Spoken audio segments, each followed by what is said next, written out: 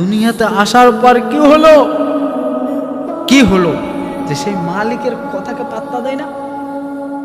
মালিক তো দিনে 5 বার করে ডাকলো, 5 বার, কয়বার করে ডাকলো বলেন না?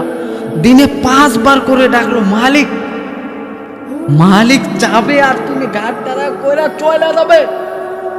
মালিককে বুড়ি আঙ্গুল দেখাও, বৃদ্ধ আঙ্গুল দেখাইয়া কাজে চইলা যাও।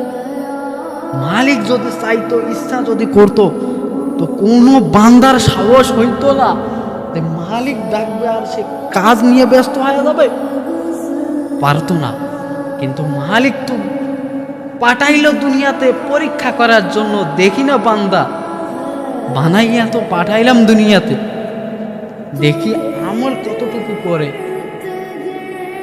হ্যাঁ হ্যাঁ হ্যাঁ, কথা চলতেছে। বয়ান তো হয়, সব সময় বয়ান হয়, মসজিদে বয়ান হয়, মাহফিলে বয়ান হয়, কিন্তু কি হলো যুবকদের? যুবকদের কি হলো? যুবকদের যে পরিবর্তন হয় না, কি হলো যুবক? সব সময় গান বাজনা, এটাকে দুনিয়া বলে না, এটাকে মানুষ বলে না।